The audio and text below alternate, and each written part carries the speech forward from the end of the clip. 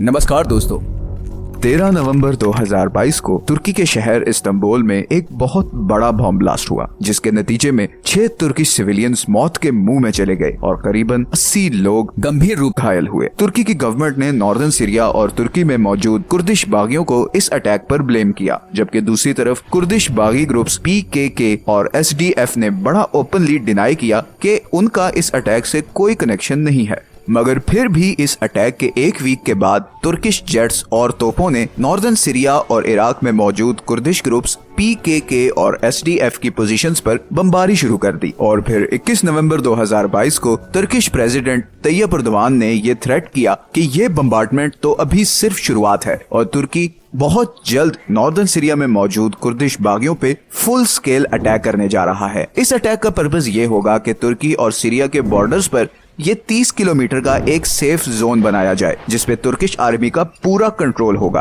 अब ऐसे हालात में जबकि पूरी दुनिया और नेटो का फोकस इस वक्त यूक्रेन रशिया वॉर पर है और सीरिया में सिविल वॉर में काफी आग पकड़ ली है, अगर तुर्की कुर्दिश ग्रुप्स के खिलाफ एक्शन लेता है तो ये पूरी दुनिया के लिए बहुत ही डेंजरस पॉइंट साबित हो सकता है, क्योंकि इस सूरत में हो सकता है कि अमेरिका और नेटो का फोकस दोबारा ये रीजन बन जाए, जिसका मतलब होगा कि दुनिया की सुपर पावर्स दोबारा इस एरिया में इन्वॉल्व होंगी और एज अ रिजल्ट बात फुल स्केल वॉर की तरफ भी जा सकती है।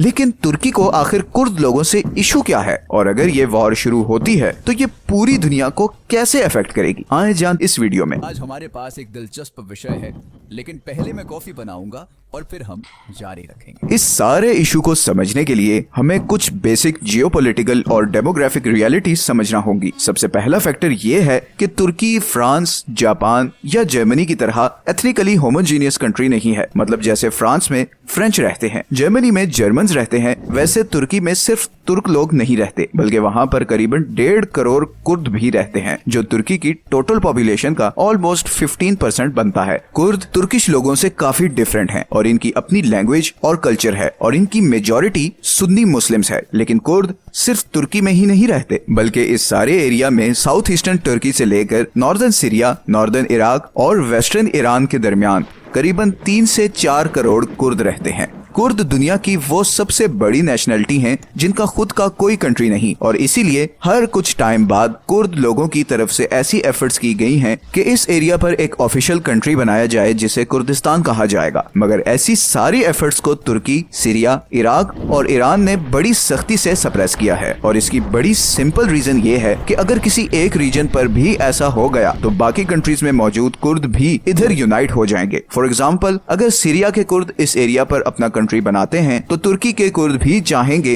कि उनका एरिया भी सीरिया वाले कुर्दिस्तान के साथ यूनाइट हो जाए। इसमें तुर्की का नुकसान ये है कि तुर्की के हाथ से उसका सारा साउथ ईस्ट बॉर्डर निकल जाएगा और वो सारे टैक्सेस जो इस एरिया के लोग तुर्की को देते हैं उन सब से तुर्की को हाथ धोना पड़ेगा, और ऑब्वियसली इसका तुर्की की इकोनॉमी पर एक बड़ा नेगेटिव इफेक्ट पड़ेगा। इसीलिए तुर्की की गवर्नमेंट कुर्दिश इंडिपेंडेंस के आइडिया को बहुत अरसे से दबाती आई है। 1980 के बाद से आज तक तुर्की में कुर्दिश लैंग्वेज प्राइवेट और पब्लिक स्कूल्स दोनों में बैंड है, और अगर कोई पब्लिक में कुर्दिश में बात करे तो उसे बड़ी नफरत से देखा जाता है। इसी के नतीजे में कुर्दिश लोगों में ये आग भड़कना शुरू हुई कि उन्हें तुर्की से आजादी चाहिए और इस सारे एरिया पर उनकी एक इंडिपेंडेंट गवर्नमेंट होनी चाहिए। इसी इच्छा को पूरा करने के लिए सबसे पहले 1984 में कुर्दिश बागियों ने एक आर्म्ड ऑर्गेनाइजेशन बनाई जिसे कुर्दिस्तान वर्कर्स पार्टी या PKK भी कहा जाता है। इस ऑर्गेनाइजेशन ने तुर्किश गवर्नमेंट के खिलाफ फुल स्केल रेजिस्टेंस ऑपरेशन शुरू कर दिया। PKK ने शुरू में तो पीसफुल प्रोटेस्ट्स किए, मगर फिर आहिस्ता आहिस्ता टारगेट किलिंग और इवन सुसाइड अटैक्स भी शुरू कर दिए। ये ऑर्गेनाइजेशन आज तुर्की से लेकर सीरिया और इवन इराक तक फैल चुकी है। अभी तक इस सारी लड़ाई में करीबन 40,000 लोग मारे जा चुके हैं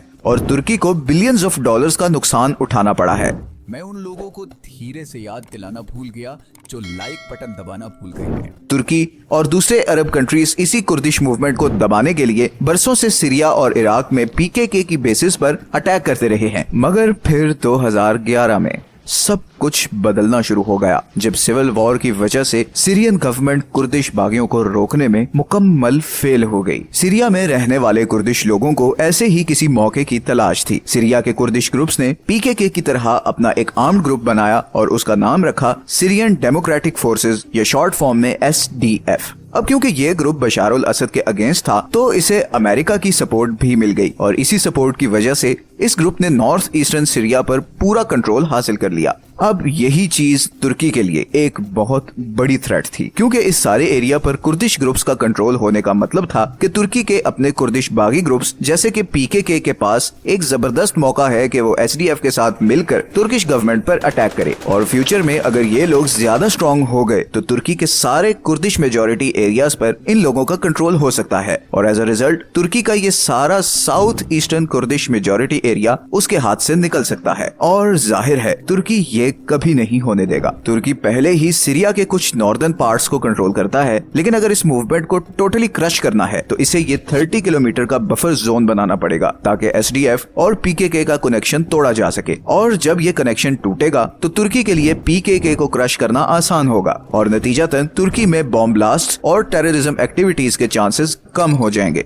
अब ये तो एक रीजन हो गई कि तुर्की ये बफर जोन क्यों बनाना चाहता है, लेकिन इस बफर जोन की एक और बड़ी इंटरेस्टिंग वजह भी है। असल में 2011 में सीरियन सिविल वॉर के बाद ऑलमोस्ट 36 लाख सीरियंस अपना कंट्री छोड़कर रेफ्यूजीज के तौर पर तुर्की आ गए। इतने लाखों सीरियंस को शुरू में तो तुर्की की गवर्नमेंट ने बड़ा वेलकम किया, मगर चंद बरसों बाद ही ये रेफ्यूजीज तुर्की की इकोनॉमी पर बहुत भारी बोझ बन गए। पॉलिटिकल पार्टीज ने सीरियन रेफ्यूजीज पर पॉलिटिक्स करना शुरू कर दी। अब तुर्की के हालात ये हैं कि इस वक्त 84% इन्फ्लेशन रेट है, जो पिछले 40 सालों में सबसे ज्यादा है। 2 साल पहले ही 1 यूरो में आपको 6 तुर्किश लिरा मिलते थे, जबकि अब 1 यूरो में आपको 20 तुर्किश लिरा मिलते हैं। और अब कुछ महीनों बाद ही जून में तुर्की में प्रेसिडेंशियल इलेक्शंस आ रहे हैं और इन हालात में पब्लिक सिंपैथी गेन करने के लिए पॉलिटिकल पार्टीज ने सीरियन रेफ्यूजीज को तुर्की की इस कंडीशन का रिस्पॉन्सिबल ठहराना शुरू कर दिया है। और इस पॉलिटिकल स्टंट की एक वजह भी है। अगर हम इस चार्ट को देखें तो बहुत क्लियरली ये दिख रहा है कि जब भी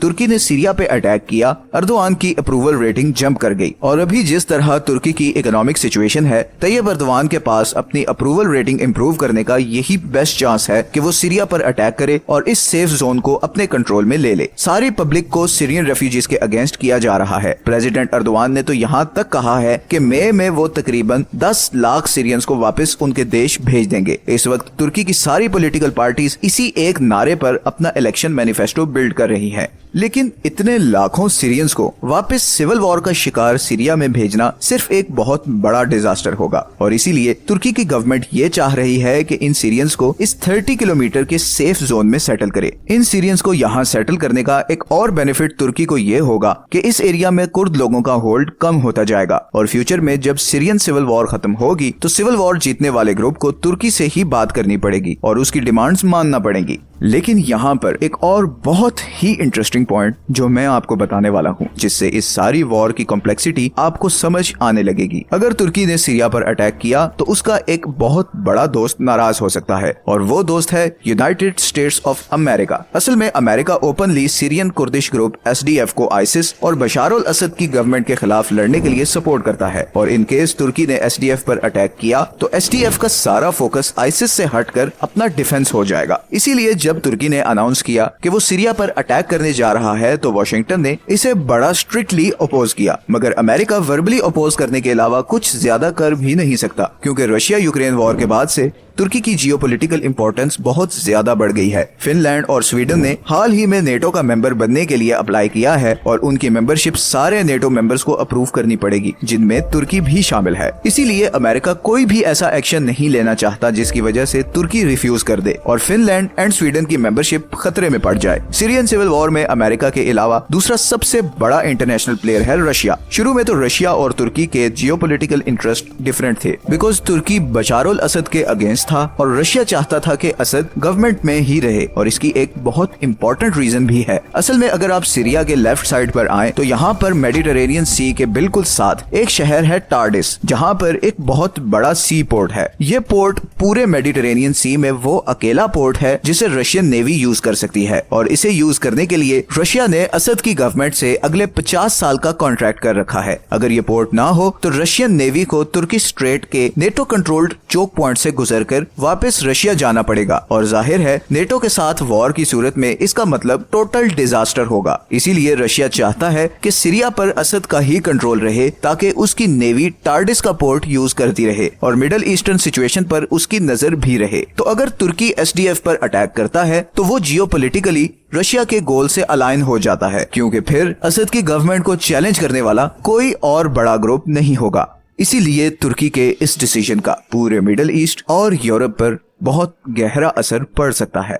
अगर आपको ये वीडियो अच्छी लगी है तो चैनल को सब्सक्राइब जरूर कर लें। आपके लिए तो शायद ये छोटी सी चीज हो, मगर हमें इससे बहुत मोटिवेशन मिलती है। मिलते हैं नेक्स्ट वीडियो में एक और इंटरेस्टिंग टॉपिक के साथ।